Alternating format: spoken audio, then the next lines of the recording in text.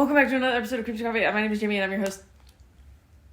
Welcome back to another episode of Creeps and Coffee. My name's Connor. I'm the guest. I don't know if they caught any of that. Probably. Hi. Welcome back. I'm happy to be back on another episode. Yay! Who's eating? Bird, not now. The cats have decided, everyone was sleeping until I decided to hit record, and then kitties were chewing on cardboard and scratching the couch, and now Bert's eating. Good times in the household, yeah. As you can hear. Yeah, welcome back. You don't know too much about what's going on today. I do not know. I know a little bit about what we're gonna talk about. Yeah, you know the topic, but I know nothing about the actual topics of the topic, I guess. Exactly how I like ya. You have no idea. You're here to react. Just sit there and look pretty, okay? Sorry. Sorry.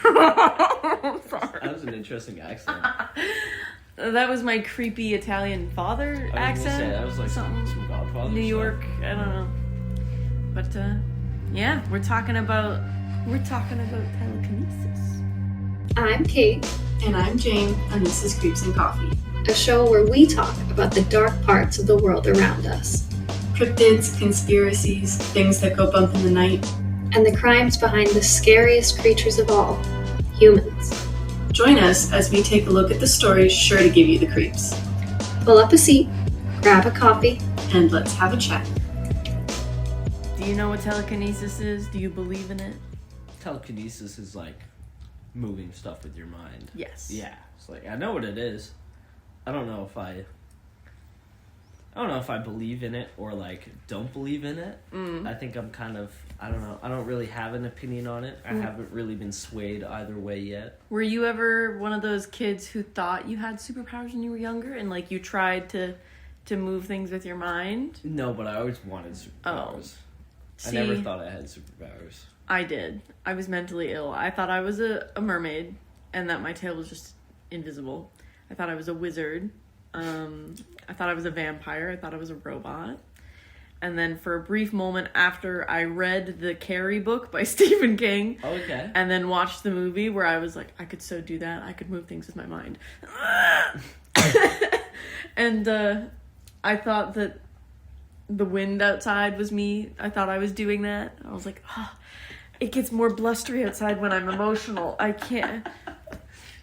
Hey, I don't have telekinesis. I don't have any superpowers, guys. My brother thought he could fly and jumped down a flight of stairs.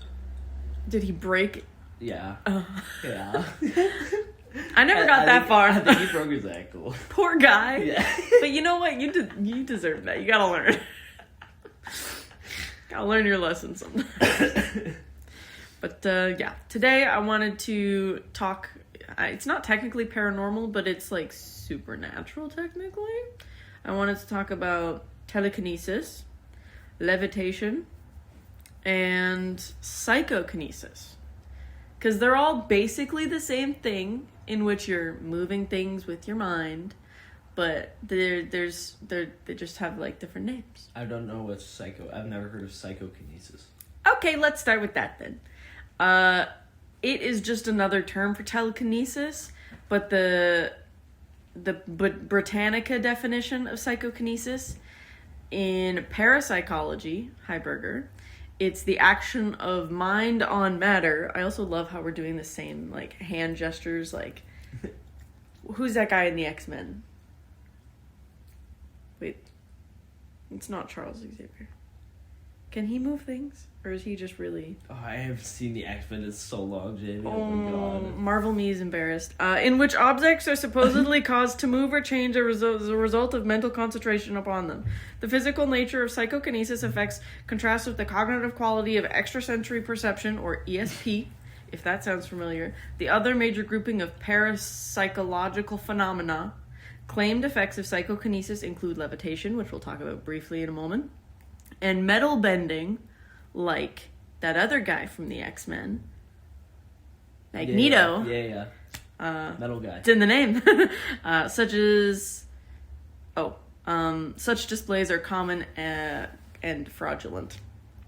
Right, yeah. So a lot of levitation and so-called psychokinesis or telekinesis is fake. Yeah, it's like magnets and stuff. Yeah, it's magnets, it's like very thin strings. Yeah. And it's very cool, David Blaine is so super cool, but it's not real. Yeah. It's almost always fake, which sucks, because as much as I love stage magic, I do like knowing how they work. Yeah. Which is really fun, but it's not usually real. It can be like an illusion of something floating, or special lighting. I know some people use like glass, or like smoke and mirrors. And, very much Now You See Me, hidden platforms. Even in the old days when they would do old-timey like seances, and the person running the seance would like lift up the table so they think it was floating, but they were lifting up with their knee or their foot or something. It's like the person with the Ouija board who's which I got fooled. I used Ouija boards when I was younger. I thought it was actually moving. It was definitely one of my jerk-ass child friends. You tricked me. I've never used never used one, and I never will. Really? They scare the fuck out of me. That's fair. Yeah. I genuinely believe that it opens like a portal to another dimension. I would definitely do it again, but like, yeah, why not? I just want proof. I'm like, show me. But yeah, my opinion on telekinesis, psychokinesis, I don't necessarily think it's real. I think, as I'm about to spend an hour talking about it, but much like with science, maybe in 20 or 30 years we'll go, actually we can do it, here's how, or oh no, we were wrong, let's rewrite this, because hey, we thought the earth was flat. The earth is flat. What do you mean? Oh yeah, that's right. Cut. But like, I'm open to it if we can like do it in the future. But as of right now, 2026, I don't think it's real, which sucks because I see a lot of poor bastards on TikTok, these like tweens who will make videos. I don't know if you've seen them, where they're like, guys, I can move things with my mind. It's real. I'm the only one who can do it. And they'll show videos of them like moving a paper towel or like moving a thing of tinfoil. Yeah. Tinfoil is most common. And when I first saw them, I was like, wait, but how did they do that? I don't understand. Sure. Apparently, it was static electricity. They would like rub their hands together or something and then do it. Ever seen the old guy with the, there's a video, it's been around for so long now. It's this old guy in like some old diner, and he takes like a plastic straw out of the thing, and you know how like plastic straws have like the paper like wrapper? Yeah. He like flings the plastic straw away, and then he starts like rubbing the paper in his hands, and then he starts like levitating it and like floating it around and stuff like that. Like and like doing it for this like 5-year-old girl who's nearby, who's like obviously like blown away, but it's like you see him rubbing his hands together at the beginning, and then it starts, so it's like static electricity makes sense, which like, is cool. Yeah. Or some people, they just they're just blowing on it and then they put music over it so you can't hear it, or they mute the video, or they'll have like someone turn on a fan in the background, or just like something, which I also get, because people are like, yeah, but why would they lie about something like that? I pretended I had a twin when I was 12. Pretended I was a girl on Xbox when I was 12. That's a different issue, Connor. We don't talk about that on this podcast. I'm just kidding. Also, in between all of the research that I have for this, I thought it was funny. I wrote, computer, move objects with my mind. Because that's just been on my mind lately. Computer, make burger behave. Cannot complete this action. Cannot compute. Also, fun fact, psychokinesis, also known as telekinesis. Telekinesis, that word comes from the ancient Greek tele, meaning far off, and kinesis, meaning motion. Ooh. Telekinesis. Pretty cool, right? Interesting. Yeah, that is cool. Let me see. There's a burger. Oh yeah, more on levitation. Levitation, it's basically telekinesis, but more so it's just the act of picking something up and having it like float in the air in front of you.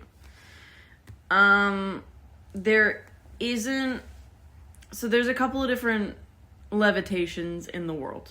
There's the paranormal or mystical, so like, Elle from Stranger Things, that kid from that scary movie, Carrie from that scary movie, Carrie. And then there's folkloric, which is like witchcraft. Mm-hmm. So witches in the olden days were known to do something called transvection, which was a magical flight during a Sabbath. Sometimes they would put on like flying ointments and stuff like that, but that's all it's a cool story. Yeah. But there's no proof. It's more so like anthropology. Let's talk about culture. And then there is real levitation, scientific and physical levitation, which is like what they do with planes, where it's like we propel ourselves into the air. Like those glider planes? Yeah. They slingshot you into the air and then you're just floating? Yeah, you're like jumping. That's levitation. But it's not magical levitation. That's true, yeah. The way they shoot up into space, floating in the stratosphere, you're levitating. You got a balloon, it's floating. We all float here. Is that levitation? Kinda. Is it magical? No. Do you levitate in a pool? I'd say no, you're more suspended in a substance. You're swimming. But you are But not you're on the floating. ground. You're floating. Yeah. Ooh, yeah. Yeah. Yeah. Next time you get in a bathtub, you're levitating. Oh yeah, and then paranormal levitation, so like seances, mediums. The occasional saint has claimed to do levitation with no proof. Is that like Jesus walking on water? Or no? That's probably different. That's a great example. Was he levitating or was he just walking on water? It's like that's something I genuinely know nothing about. Like, I think he was walking on water, but if we consider floating in water, then he must. he's a wizard. He was probably a wizard. Someone's gonna get mad at that. He had a big purple hat. What? He had a big purple wizard hat, I bet. Oh, I was like, I don't remember any depictions of him where you're making a joke. But yeah, other versions of like real physical ways to levitate, not magic. You can use electrostatic fields, which is sort of what we were talking about earlier. Magnets, sound waves. Yep. Which is interesting because you can suspend something with sound waves. That is pretty cool. I'd argue that's kind of like magic. I've actually seen that. Yeah? A couple times, yeah. So Really?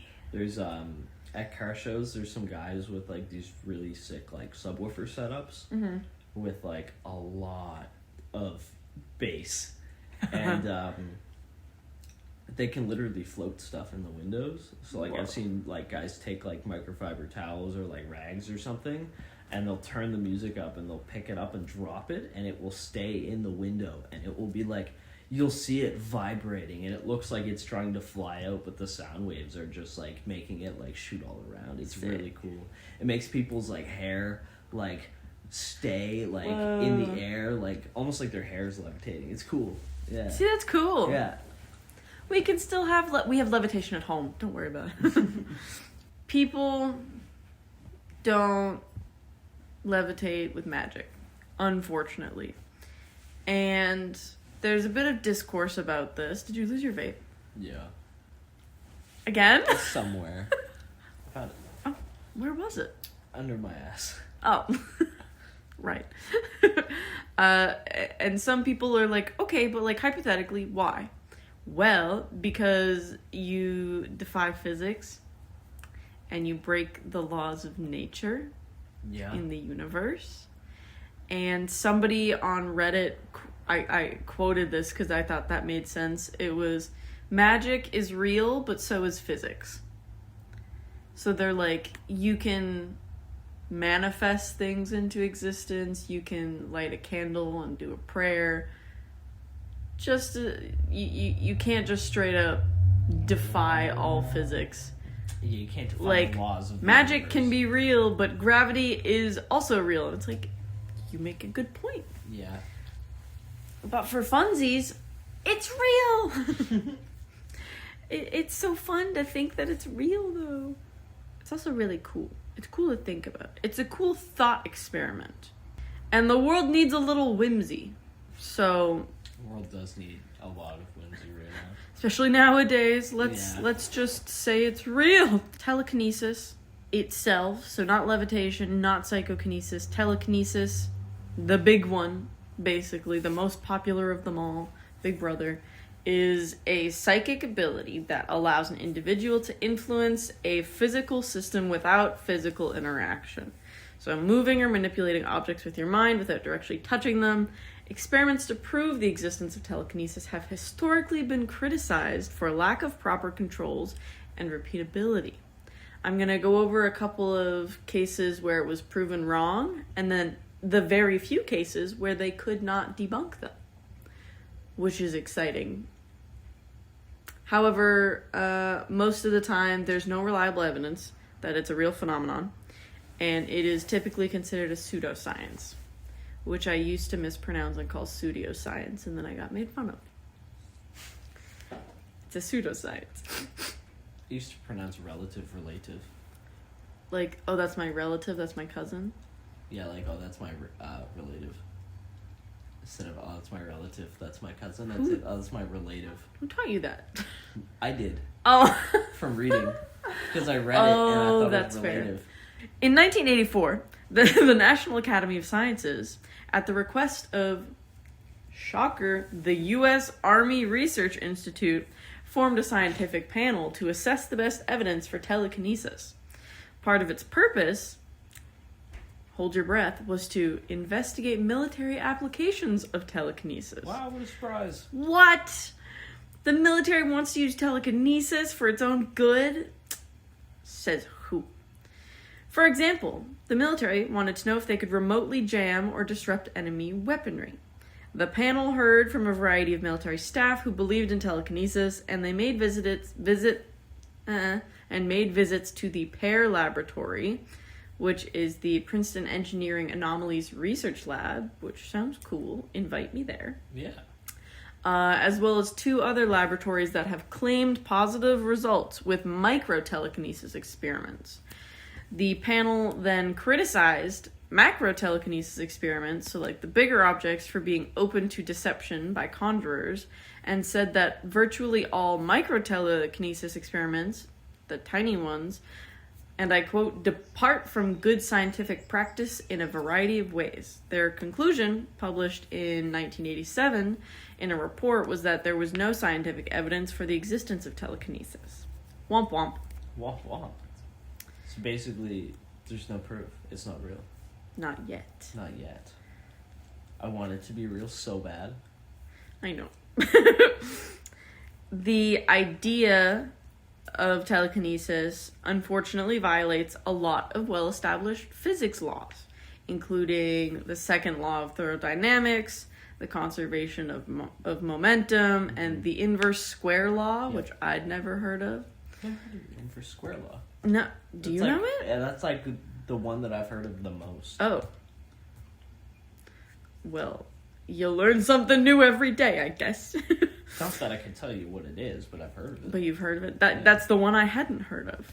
But some people who claim extraordinary claims like telekinesis require extraordinary proof.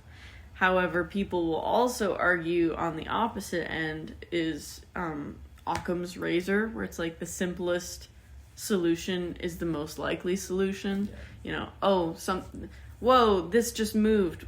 It was a ghost. Was it a ghost or was it the wind? what's more likely is probably what happened, which I hate it, but it's definitely... Occam, you got a point there, my guy. Most people will use trickery, special effects, or it's just poor experimental design when trying to prove telekinesis. And if they did prove telekinesis as it is understood today, laws of physics would have to be rewritten. Yeah. Which is like, yeah, you're trying to... It's a rock and a hard place there. All those math professors turning over in their graves, like... In pop culture, we already talked about X-Men. Jean Grey, that's the one who has telekinesis. Phoenix Girl. Oh, yeah. I already mentioned 11 from Stranger Things. Matilda. I remember Matilda. Right? Oh my god. I never really thought about it like that. I read the books. She had telekinesis. Yeah. And the Jedi in Star Wars. The Force. Force. Yeah. I also thought it was funny. I tagged an article and just said, shithead prankster article. Is Harry Potter telekinesis? No, it's more like magic. It's got a wand, so it's not with your mind. Yeah, it's not with your mind, but you're not moving with your hand. I would be open to that debate. I would probably be on that side, because they can... Yes! Well, they can levitate when Guardian Leviosa. Yeah. It's not Leviosa, it's Leviosa. Guardian Leviosa. And they are making something float, so... Yeah. But don't 6'7" at me. I know I 6'7" at you, but I didn't mean to. But yeah, the prankster article, when I was Googling, like, telekinesis, it's on anthropologynews.org, and it's how to experiment with telekinesis. And I was like, oh, this person is very confident they can do that. At home. So I started reading this, and they were like, okay, you can levitate anything you want to. Yes, really, you can. You're a beginner, take it easy. So grab a pendulum. It'll need to be this amount. It can be a string, a yarn, a necklace, blah, blah, blah. It's time to unleash the magic. Find a comfortable spot at a desk, blah, blah, blah. Step forward, blah, blah, blah. Start swinging the pendulum back and forth. Congratulations, you passed your first telekinesis test. Or maybe not. What you experienced, despite its intriguing and entertaining results, was neither magic nor telekinesis, but the alleged power of your mind through your idiomotor response. And I'm like, you shithead. I read that whole article for you to just trick me into... He's rage baiting you. Yeah, and it worked, because I was like... the PhD. You got me. You got me good. And I'm just like... You're just an idiot. Yeah, I was like, God. But I thought it got me so good that I was like, I'm going to include this because it made me mad at me. So, you know.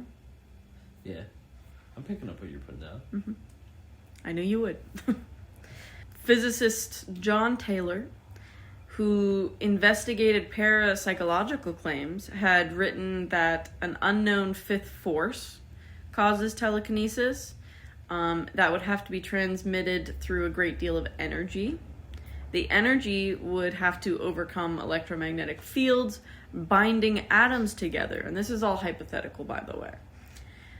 Because atoms would need to respond more strongly to this hypothetical fifth force than to electrical forces. Yeah. I agree, Bert. Bird says, I can do that easy. Yeah. No problem.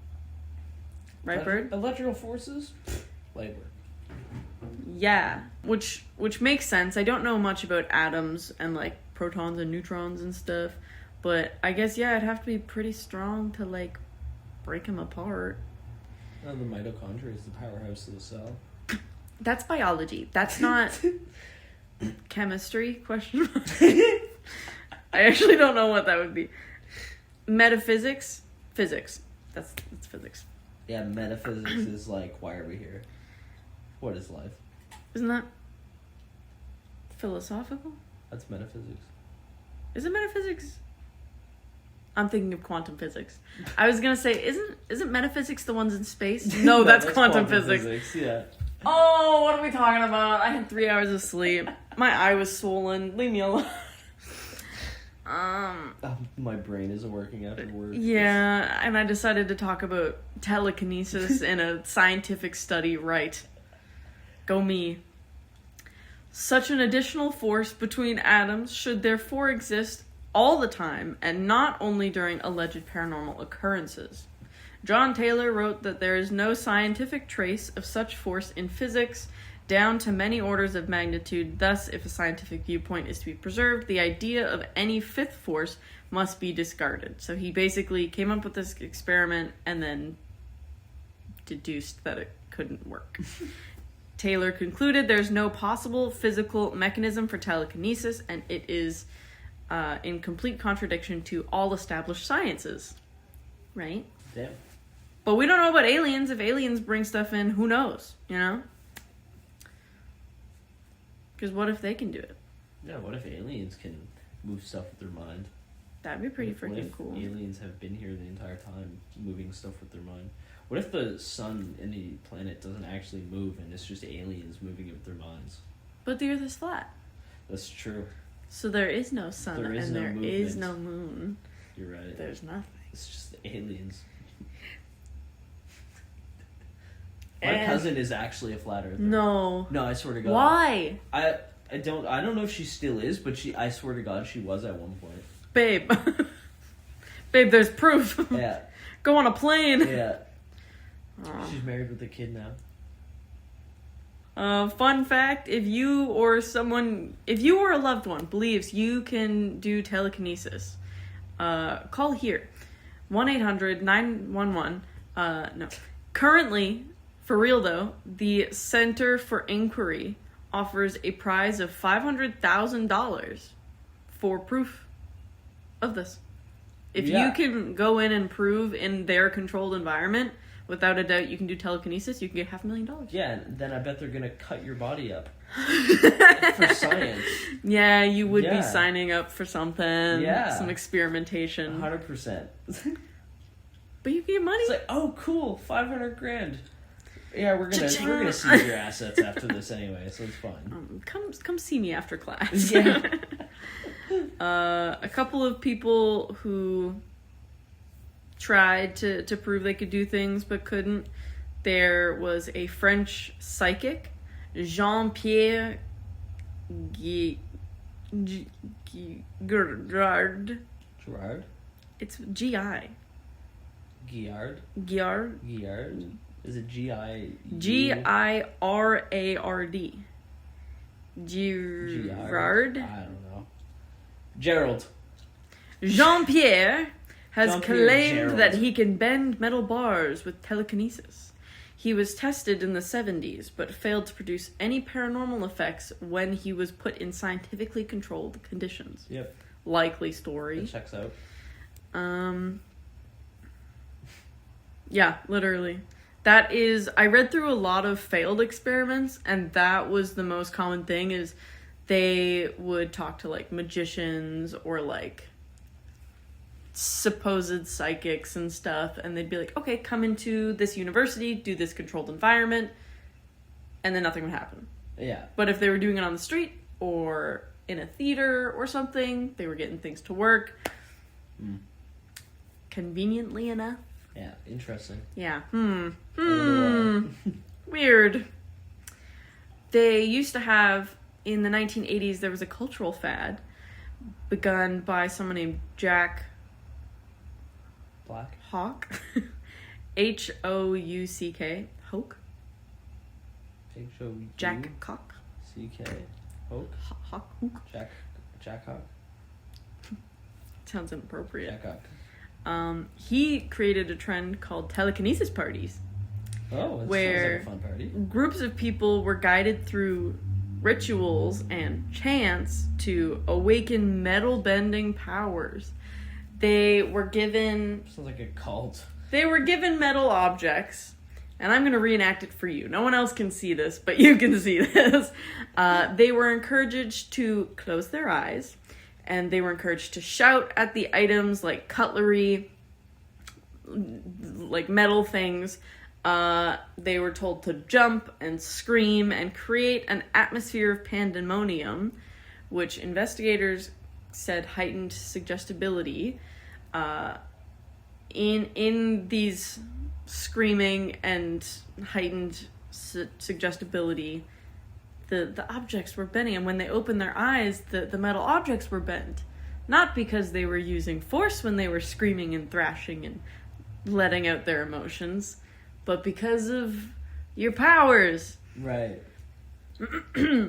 It was just, they were getting emotional and bending things with their hands, but then the guy was convincing people that it was paranormal and that they were doing it with their minds, which is, but he had to make them close their eyes to make them do that. And then they were also told not, if they had their eyes open, don't look at your hands. Don't look at your hands while you're doing this experiment. And then critics were not allowed to watch. Yeah, I'm sure that last part makes it legit. So I'm pretty sure they were just bending things. You'd have a more likely chance of doing telekinesis if you went to like a shroom party. Yeah. And everyone there can actually do telekinesis. Yep. Well, is it true? I've seen things where people are like, oh, my friend and I took mushrooms and we had a whole conversation without speaking. Like, we were just sitting there staring at each other, and then we both knew, like, we wanted pizza. And then we got pizza. And then when we sobered up, we were like, did we say any of that out loud? No, we didn't say any of that out loud. Oh my god, that's crazy. Is that real? Does that stuff happen? I've done a that? lot of shrooms, and I've never had that happen. What I have had happen is, like, I'm there with my friend, and we're both, like, having a conversation, like, in our heads with the other person, but, like, they're not, like, I'm coming up with their responses and stuff like that. Interesting. So a lot of it is still just, like, in your own head. Yeah. Womp womp. Yeah, but, like, there's been a couple times where, like... Maybe it's just, like, if you know that person well enough, you know what they would say. Yeah. I'm sure, like, because my best friend and I, we've been friends since we were 7. I'm sure I would be able to tell what her responses would be to my high, shroomy self going, what if we got pizza right now? Okay. That's not the answer I wanted, but it makes sense. Dang it. The question of why. Why do people believe in telekinesis? Why do you believe in telekinesis? You don't believe in telekinesis. Why do people... Do you know that the answer to this question? Why? Why do people believe in religion? Because they're scared of mortality. Damn. That's heavy as fuck. That I've thought about. It's kind of real, actually. I've thought about that quite a lot because I have a fear of mortality. And that's a whole other, like, depressing episode, is talking about, like... Because when I was younger, my parents weren't really religious, but they took me to church once, and then I was like, God's not real. I don't believe this. I don't believe this BS. He's not floating in the sky. There's no heaven and hell. I don't believe any of this. We're in a rock in space. And then I was like, oh, so there's nothing. Oh. What's the point of life? There's no point of life. Where do we go when we die? We don't go anywhere. Matter cannot be created or destroyed. Blah, blah, blah, blah. You know? Energy. And then if I think about it too much, I freak out. Interesting. Yeah. Why do people believe in telekinesis? Cognitive biases, that's why. Research suggests that people are susceptible to illusions of telekinesis. This includes both the illusion that they themselves have the power and that other people are doing it and that they are witnessing telekinesis.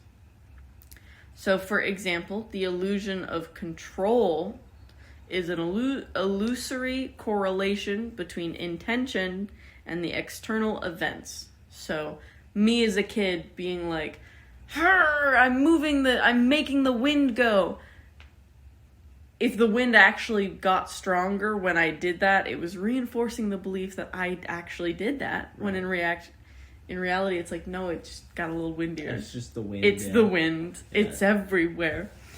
And believers in the paranormal have also been shown to be more susceptible to these illusions than others, which checks out. Yeah. Which checks out. They'll believe in anything if they have, like, if anything happens. Like, if a speck of dust falls on the floor, they're like, oh my god, the ghost is real. Well, and that's the thing is, like, when I would love to do paranormal investigating, like actually going to haunted places with like an EMF reader and stuff, because when I watch videos like on YouTube of people being like, oh, there's an orb, or like, wait, did you hear that sound, or like, I heard footsteps, it's like, sure, but like just one of those things, it's like supplemental evidence, it's not evidence itself. If you have a disembodied voice and an orb and somebody touched you and footsteps and flashing lights and something on your pictures that you like develop later, all of those combined would be more proof than just a one-off. It's like in Phasmophobia, you need you need all of the clues to narrow down what exactly. You can't just do it off the one. Oh, there's orbs. Is this a poltergeist? Yeah. Is this what are we looking at here? Which I agree. That was a really good example, actually. Phasmophobia. I've still never played it. I've just watched people play it. It's so fun. I want to play it, but you've heard me screaming about Dead by Daylight. I think that would scare me too. Oh, it's yeah. You would freak out. Yeah. Because like I've like thrown my headset across the room. Yeah. I got so scared. I like ripped it off of me and threw it off because it got loud and it scared me and I was like, ah, and I just threw it. Yeah. Guilty as charged. A physicist named Sean M. Carroll had written that spoons, like all matter, are made up of atoms, and that any movement of a spoon with the mind would involve the manipulation of these atoms through the four forces of nature, which is the strong nuclear force, the weak nuclear force, electromagnetic... I almost sounded so smart. Electromagnetism, question mark, and gravitation. I don't know, we just say gravity. Stop using big words to confuse people. Telekinesis would have to be either some form of one of those forces or a new force that has a billionth of the strength of gravity. For it to be captured in any experiments. This leaves no physical force that could possibly account for telekinesis.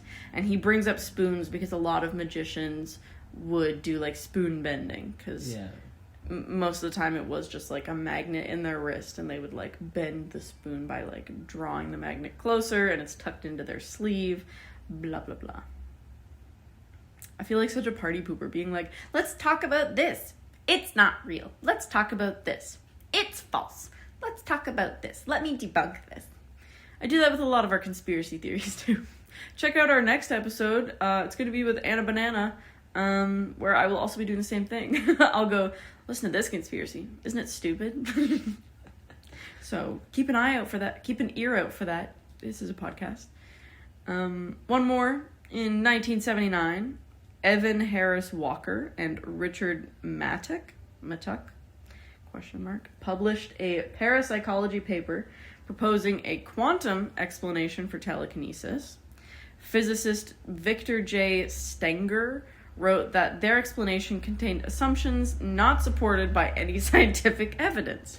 According to Stenger, their paper is filled with impressive-looking equations and calculations that give the appearance of placing telekinesis on a firm scientific footing, yet look at what they have done. I'm quoting this, by the way. They have found the value of one unknown number using wave function steps that gives one measured number the supposed speed of telekinesis-induced motion. This is numerology. This is not science. Which, that's kind of a burn. Because numerology is the one that's like, oh, well, if you add up the days you were born with the year you were born and the month you were born, it gives you a number. You are the number 8. 8 defines your life. 8s are very artistic and creative and motivated for change. It's like astrology, but with numbers. Oh, God. And I'm open to numerology, to be honest, as I'm shitting on it actively.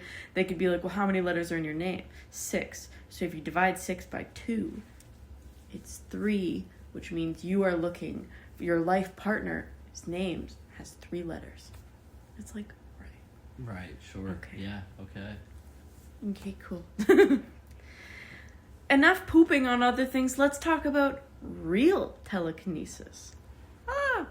No, I lied. There's one more thing. So why can't we do it? Why can't we use our mind to move things? Do you ever remember watching TV shows, like, I think it's like the Ellen show or whatever, where she got somebody to put a thing on their head and then they were like moving a ball and it was like a game? They were using their like brain waves or something to like move the ball in the tube or whatever.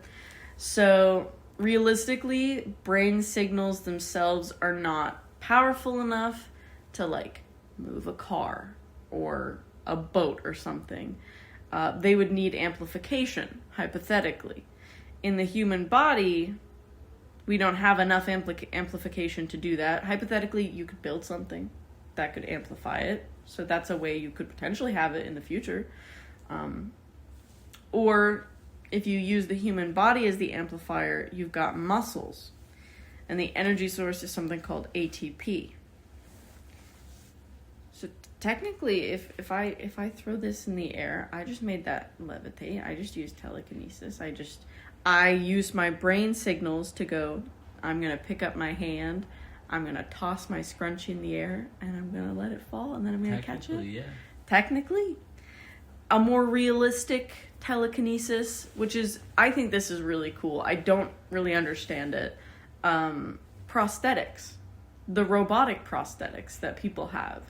There are people who, if you're missing your forearm and hand, they can get prosthetics. Can still open their fingers. Yes, yeah. They get prosthetics put on, say, their elbow. Some with tendons, I think. And they use the nerve impulses. Oh, really? To interpret which cool. fingers you're gonna use. That's because cool. it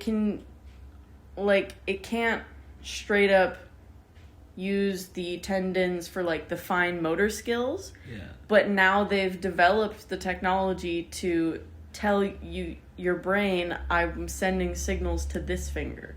So now people with like hand prosthetics, they're really expensive, of course, but they are tens of thousands. Yeah, they're able to do fine motor skills. Like I follow this girl on TikTok. She lost both of her forearms and she's got 2 of these and she's very grateful that she has them, but she literally just uses them like normal hands and she can move every knuckle and wow. She can like do her own makeup and stuff, and it's okay, that's crazy. That's pretty cool because she's using her brain to move the prosthetic. That's like that. What's that shit Elon Musk is doing? Which one? Which thing?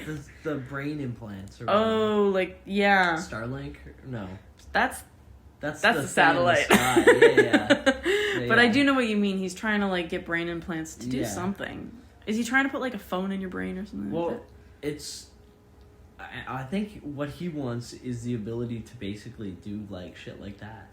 Like I think that's probably what Bro's trying to become Ultron. Deep down, yeah. But like I think the goal is for like immortality. Someone that's like paralyzed. Oh. So for example, like just like the prosthetics, but picture their whole body with someone who's paralyzed. Oh. So you could like basically make it. I think that's a lot of what it's doing. Okay. But yeah, I don't know. It's wild. Just putting. I know there's a Black Mirror episode very similar to that where they like put like chips in their brain and they can go live this like whole other life. I'm open to it. Let's just do DMT. But I would be very open to that. Animes aside. I know all the ways it could go wrong. Don't care. Put me in. Coach, put me in. But yeah, and then, so those are technically real, supposedly, like, possibly real cases. In 1952, there was a study that tested for experimenter bias with respect to telekinesis. So a guy named Richard Kaufman of Yale University gave subjects the task of trying to influence 8 dice and allowed them to record their own scores.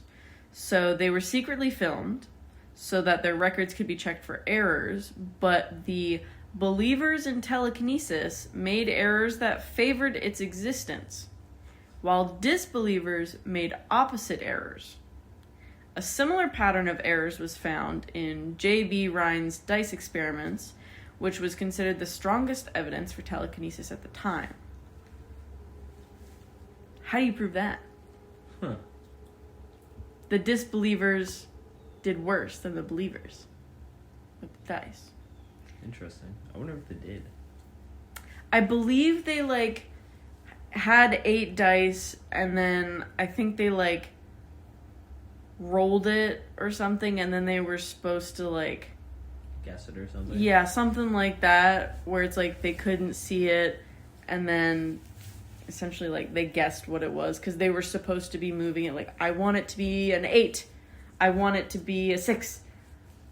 And then when they were writing down, okay, I think this was an 8, I think this one was a 6, they got more right than the disbelievers, who were just probably guessing or putting random numbers because they were like, this isn't real, whatever. Which is interesting. Because that's cool to me, because it's not like a placebo. Or is it a placebo effect? Like, how does that work? Yeah. It almost is, but it isn't. Right? And then the last one, we're almost done. This one I thought was interesting. I couldn't explain. This is the most strong evidence for me. It was a yogi named Swami Rama. What's a yogi? Like Yogi Bear? Like a person who practices yoga, like... They're called yogis? Yeah. Actually? Yeah, a yogi. Like Y-O-G-I? Yeah. That's crazy. I had no idea. Yeah. So it's very similar to, like, Buddhas and stuff. It's, I believe it's a tradition of Hinduism or Buddhism or Jainism, which is really, I do the white yoga. I just do it to sun stretch. Salutation A, sun salutation Yeah. B, I can't do C. Yeah. Yeah. But good for him. Go yogis. I've never met a bad yogi. But this yogi, he was so skilled that he could control his heart functions. And he was studied at the Menninger Foundation in the spring and fall of 1970, and was alleged by some observers at the foundation to have telekinetically moved a knitting needle twice from a distance of 5 feet. He wore a face mask and a gown to prevent allegations that he moved the needle with his breath or his body movements. And air vents in the room were covered, and at least one physician observer was present and was not convinced, and expressed the opinion was air movement somehow, but couldn't prove how. Explain that. Yeah. So it was in a controlled environment, and he still did it. It was, and that's like the only case of it working in a controlled environment. There was no air vents, they were covered, he was wearing a face mask and a gown, there was people physically watching him, and he kinetically or telekinetically moved a knitting needle twice from 5 feet away. How do you prove that? Dude's Magneto. Like, but also, if you're a yogi telling me you can control your own heart functions, I believe you. I believe you can do some crazy stuff then. Some of those, like, monks and, like, the old, like, Hindu, like, or, like, the Buddhists, just, like, the old, like, spiritual, like, gurus, like, those guys can do some crazy I shit meditate with their 82 body. hours a Yeah, week, exactly, and then with I people learned I can levitate. Yeah. Like, It's like, yeah, I learned that, I don't need to eat ever again. Food is mental. Right. After meditating for 60 hours in 20 days. So. I can live off of air and water. It's like, what? Yeah, like it's... Yeah, that is like the one possible real case that has not been disproven. So you never know. Telekinesis could be real. Yeah, it could be. Have I convinced you or made you more firm in your belief it's not real with this episode? Yeah, I think it definitely could be, like... It might be real now. Because, like, I didn't know that there was actual, like... That there was, like... it happened in a controlled environment. That's cool, right? Even just the once is crazy. And that was the last thing that I found for this too, where I was like, oh my god, there's hope. There's hope in the world. There's whimsy. So, go believe in telekinesis, I guess. Do you have any final statements before I wrap us up? I'm gonna learn telekinesis overnight so I can feed my cat without getting up. Gee, that would be cool. That would be cool. Just like, oh my god, that would be nice. I should learn it too, because Burger would stop bugging me at 4 a.m. I could just scoot him out of the fucking room. I was gonna say I could pick up the laser pointer and just like bring it out to the living room and be like, shh, stop it, go bother me out here, and then just go back to sleep. Right, Burger? Both cats have joined just us. put him in telekinesis Air jail. Yeah. The Just ultimate air floating jail. out here. He would hate that. Oh, Burger. No kitties have anything you want to say? You were loud earlier. Yeah. You got nothing to say now, Bird? Huh? Nope. No. He's like, Well, thanks for being here. Thanks for listening. The cats? Yeah. No, you. Oh, thanks. Yeah, no, it was fun. Thank you, cats, for listening too, though, I guess. Yeah, it's always fun to have you on. It's always fun to surprise you. I feel like such a goblin menace being like, coming to your room and be like, do you want to be on an episode? I'm not telling you what it's about, but do you want to be on an episode? I think it's fun. I love it. Yeah. Because last time I hit you with, do you want to talk about AI porn? And you said, okay. Okay. Yeah. Sick. Well, I'll outro us. You probably know the you know, the socials. Yeah, Instagram Creeps and Coffee, X Creeps and Coffee, TikTok Creeps and Coffee. Email us at creepsandcoffee@gmail.com, or the only one I have memorized, follow us on patreon.com/creepsandcoffee. You can join us for free, or if you want to listen to our exclusive episodes, we do have a Sasquad tier if you want to join that. Sasquad. Yeah. Nice. Thank you. Yeah, We nice. thought that was really creative. Please laugh. Please laugh at our puns. Ha ha ha. And then subscribe. Okay, well... Oh, I'm getting a phone call anyway. Okay, love you. Bye. Bye. Creeps and Coffee is produced and edited by us, Kate and Jane. Our theme music is Stuck in a Hole by Dated. For more information on where to find them, check out the link in our show notes. And to connect with us, follow us on Instagram and Twitter at Creeps and Coffee.